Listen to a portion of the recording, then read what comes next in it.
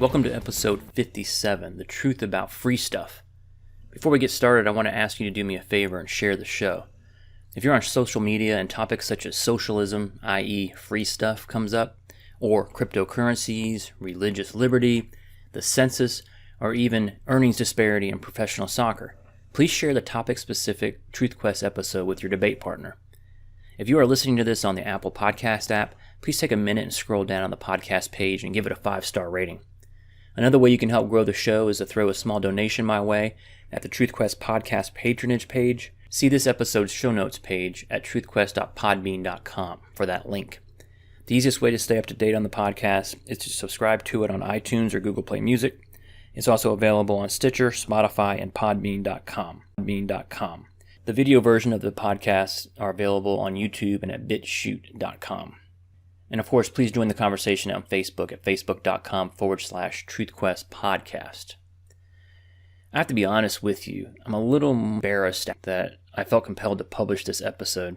How did we get to a place in America where people fall for this free stuff chant from politicians?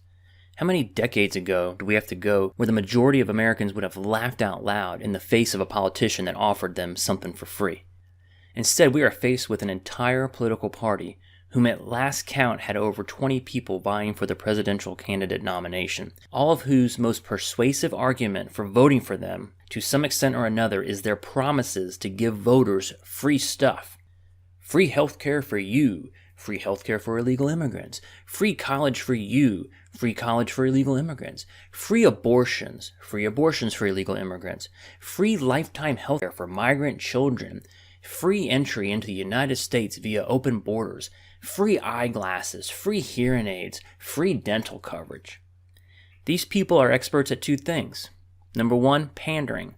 And number two, spending other people's money on other people. Buying votes with other people's money is as low as it gets. And I would be remiss if I didn't make the point that the federal government's involvement in healthcare and or education and abortion is all unconstitutional, which should end this discussion, but that's only in my dreams. I mean, heck, we have unconstitutional minimum wage increases that are set at arbitrary levels. We have minimum salaries for teachers decried by one candidate. We have proposals for unconstitutional down payment assistance programs. We have proposals to pay off student loans. I guess their plan is just to pay off the debt first, and that if that doesn't bankrupt the country, then offer people free college. If you ask me, these Democrats need to get more creative with their generosity with other people's money. Why not? Or free rent. I mean, Kamala Harris has that one covered with her subsidy scheme, the Rent Relief Act. How about we pay off people's car loans?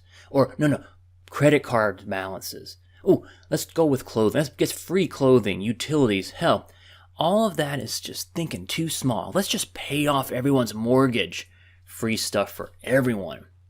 It is beyond me why people want more government involvement in their lives. I just don't get it. As much as I dislike Paul Ryan for his lack of courage in pursuing the principles that he espoused on the campaign trail as Romney's VP candidate, one quote from him describing Obamacare has always stuck with me. He said Obamacare would deliver health care with the efficiency of the DMV and the compassion of the IRS. That is what the government as a whole does anytime it does anything. Pick any government program or agency and tell me it isn't bloated, inefficient, and in effect uncompassionate. No private company could stay in business if it was run like any federal agency. As the name of this podcast indicates, we are in the pursuit of truth. And the truth is, there's no such thing as free stuff. I'm sorry to disappoint some of you out there. Daniel J. Mitchell put it this way: there's no such thing as a free lunch, but there are lunches that are financed by others. This something-for-nothing mentality is damaging to the country. It's disgraceful, but most of all, it's delusional. Anthony Davies and James Harrigan, writing for the Foundation for Economic Education, said this: if there is one eternal and immutable fact in economics, it is that nothing is free. Nothing. And no quantity of political promises, wishful thinking, or government policy can change that. They continue their discussion about the dangerous and seductive ideology of something for nothing with this: when politicians promise all sorts of free things, it doesn't occur to many of us that things can't possibly be free. It doesn't occur to us that politicians will tell us whatever it takes to get a hold of our votes. Don't be so gullible. When you hear Alexandria Ocasio-Cortez and Bernie Sanders tell you how healthcare and higher education will be free for everyone, remember that healthcare and higher education cannot and will never be free.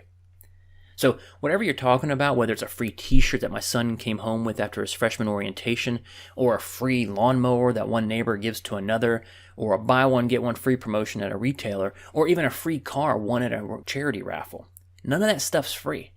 The recipient may have got something without coming out of pocket, but someone paid for it. My son's free t-shirt is covered by the tuition, room and board and the host of other miscellaneous fees that I just paid the school.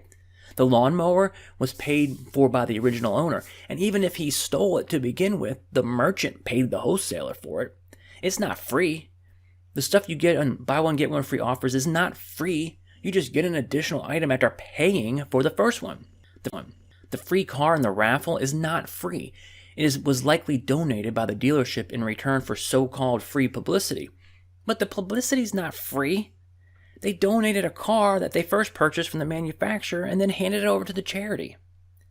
So the portrayal of free stuff is itself childish and immature. It's short-sighted and unethical to make these proposals. It definitely demonstrates politicians' lack of real solutions to their constituents' needs. It demonstrates a lack of imagination and ingenuity. It's a skeptical approach to politics. Making your constituents beholden to the government is cynical, crippling, and limiting. It demonstrates a tremendous amount of disrespect and contempt for your constituents. All I have to do is promise them free shit and they vote for me. What a bunch of idiots.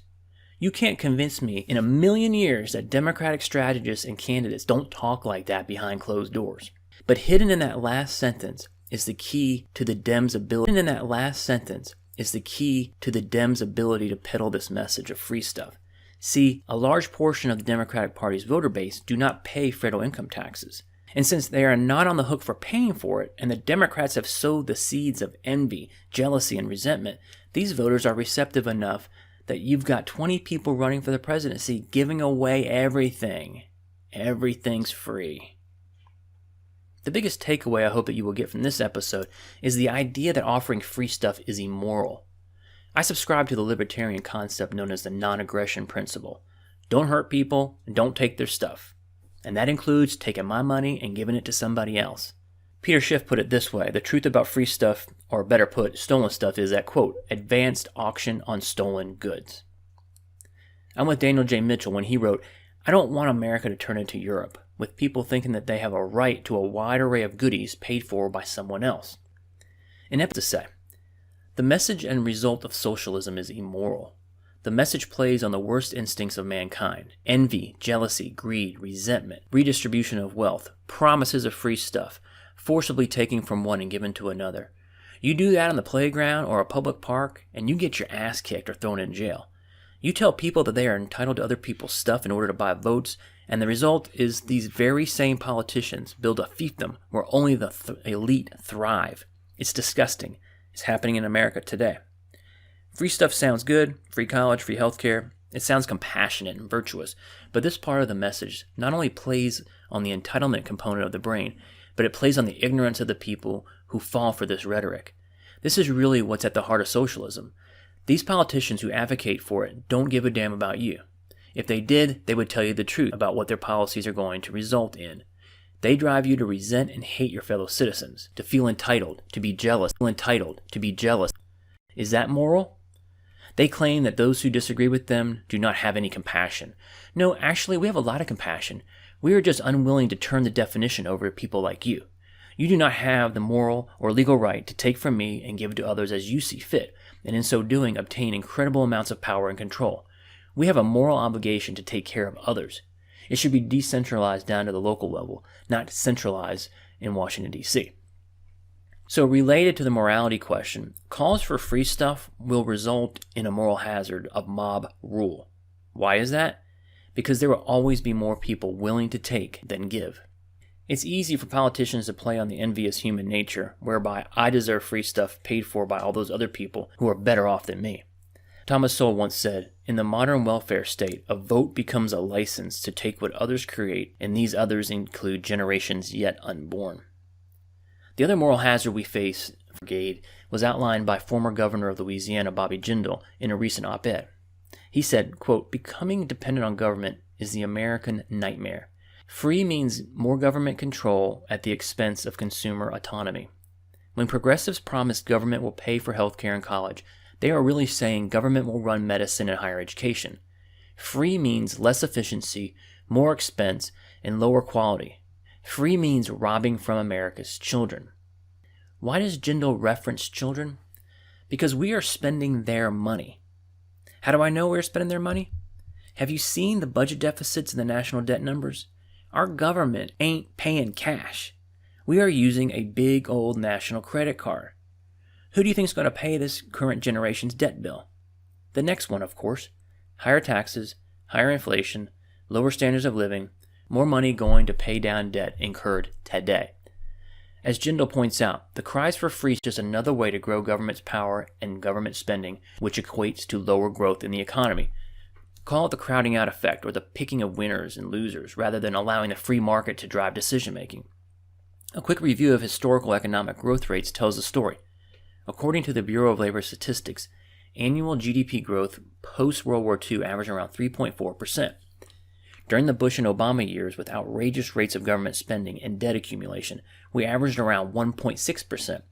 And so far, the Trump-era GDP is coming in right around 2.5%. So in other words, economic growth is barely keeping pace with the inflation rate. Democratic socialists and free stuff peddlers are quick to put capitalism on trial in order to persuade people that they offer a better alternative. But what is rarely discussed is the fact that we don't have a full-blown capitalistic economy. We have a heavily regulated system. Government, both federal and state, have their heads so far up the asses of businesses that many must resort to playing the game of greasing the skids, i.e. crony capitalism, lobbying, or corporatism. My retort to anyone who blames capitalism for our problem is to ask, where is capitalism being practiced? After all, these same people use a similar line of reasoning when their sacred socialism is attacked. When someone argues that socialism has failed every single time it's been tried, it's failing miserably in Venezuela, Cuba, North Korea, it's failed in the Soviet Union and its satellites like Romania and Czechoslovakia, Fabian socialism in Britain failed, it failed in Argentina and India, it failed in Greece, Cambodia, Ethiopia, Tanzania, and Uganda. Yet despite the 100% failure rate, despite it resulting in private property seizures, shortages of basic goods and medical supplies, hyperinflation, political suppression of opposition, rigged elections, pollution, and the deaths of tens of millions of people due to war, starvation, assassination, genocide, disease, and neglect, advocates will still argue it either has capitalism, and capitalism doesn't result in death. Those of you who are astute consumers of news know that this new breed of democratic socialism often points to Scandinavia as the model for their type of socialism. I found a concise argument against this line of reasoning in a Reason.com article by Professor Ian Salmon of George Mason Law School entitled Perils of Democratic Socialism. He wrote, "What our American democratic socialists are proposing is doomed to fail because they are not emulating the Scandinavians' model whereby they have comparatively large welfare states combined with low levels of regulation and high openness to international trade. Instead, the Bernie Sanders and AOC brainiacs are advocating the combination of a large welfare state with a high level of regulation on the private sector, which includes unconstitutional minimum wage mandates, which none of the Nordic nations have." If you'd like more details about the Nordic democratic socialist systems, check out episode 32, The Truth About Socialism, Part 2. So what happens when you ask these same folks how they plan to pay for all this free shit? They employ a similar evasive tact. As you can imagine, there's no critical thinking involved when your goal is to pander, so they give very little thought to the idea of paying for their lunacy.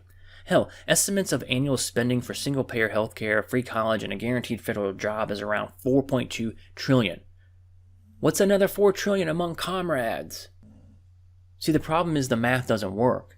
You cannot tax the rich enough to pay for all this stuff. Take free healthcare. Who pays the doctors? Who pays the landlords? Who pays the electric bill?